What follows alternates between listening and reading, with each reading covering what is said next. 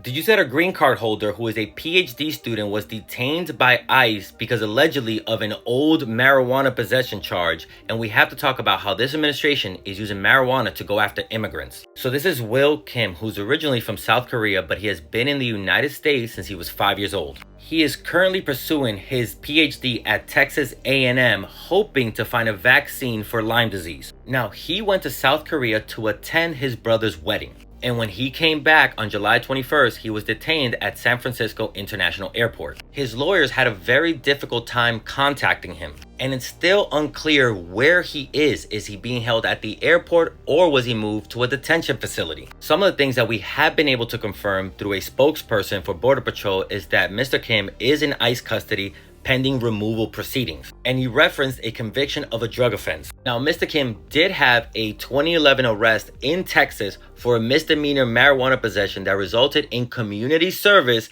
and a successful petition sealing the offense from public record. Now, Trump isn't the only president to try to do this.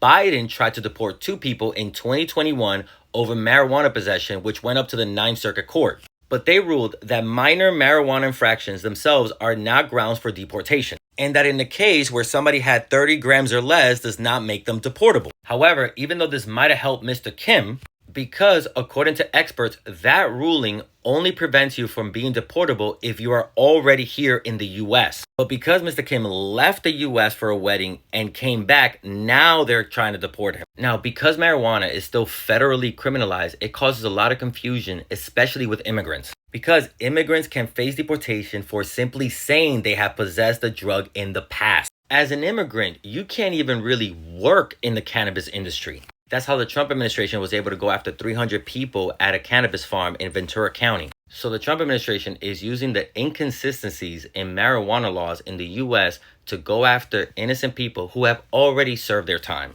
To clarify, he's using these tactics to go after immigrants.